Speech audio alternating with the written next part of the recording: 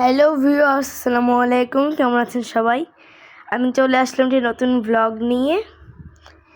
জাতীয় কবি কাজী নজরুল ইসলামের জন্মজয়ন্তী উপলক্ষে দ্বিতীয় 3 দিনব্যাপী অনুষ্ঠানে দ্বিতীয় দিন ওনার শ্বশুরবাড়ি মুরাদনগর দৌলতপুরে প্রোগ্রামে আয়োজন করা হয়। সেখানে আমি দলীয় কবিতা আবৃত্তি করি। এখন আমি শিল্পকলায় চলে গেছি ড্রেস আপ পরে। শিল্পকলা থেকে আমাদেরকে বাসে করে সেখানে নিয়ে যাবে। আর শিল্পকলায় চিত্র প্রদর্শনী চলছিল, তো আমি একটু ঘুরে ঘুরে চিত্রগুলো দেখে নিলাম। এই ছবিগুলো আপনাদের সাথেও শেয়ার করলাম। দেন একটু পরে সবাই চলে আসবে।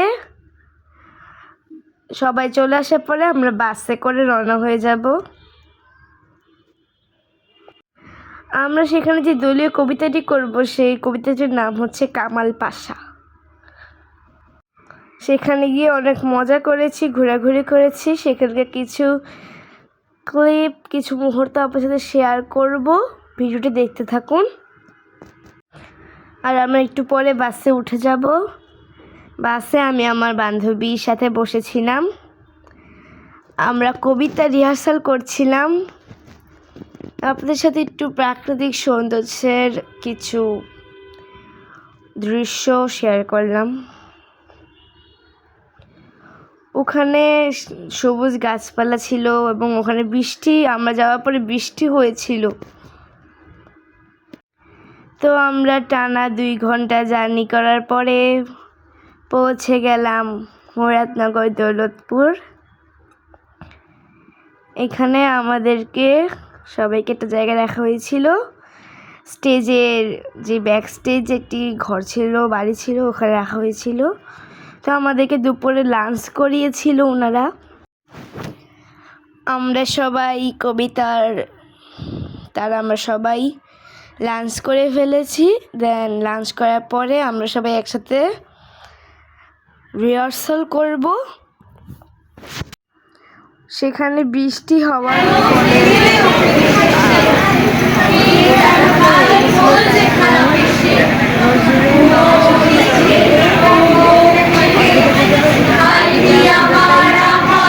কাদা ছিল বিধায় আমি যেতে পারিনি বেশি দূর। যতটুকু যেতে পেরেছি এতটুকু আপনাদের সাথে শেয়ার করেছি।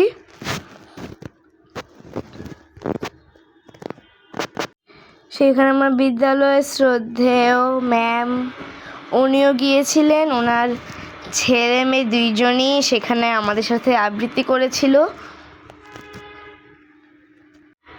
জায়গাটা অনেক সুন্দর, গাছপালায় ভরপুর।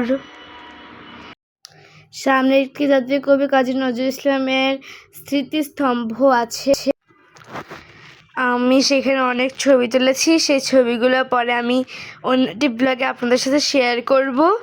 আর যদি আপনারা আমাদের কবিতাটি দেখতে চান তাহলে আমি ক্যাপশনে লিংক দিয়ে দিব।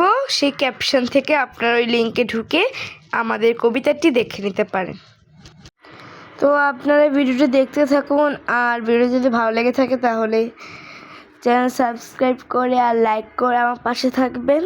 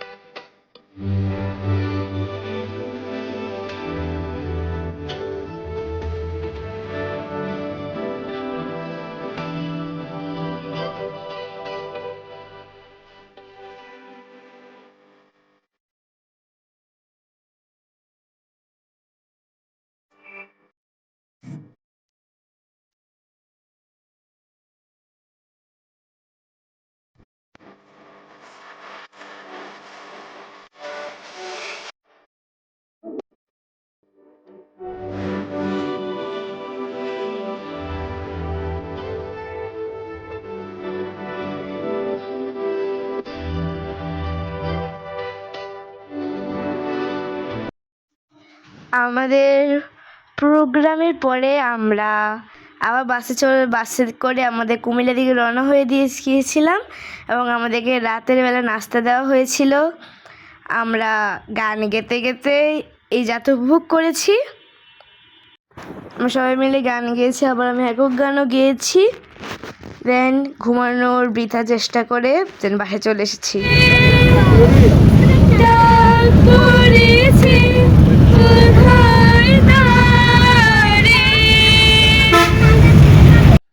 তো ভাই, আসসালামু আলাইকুম।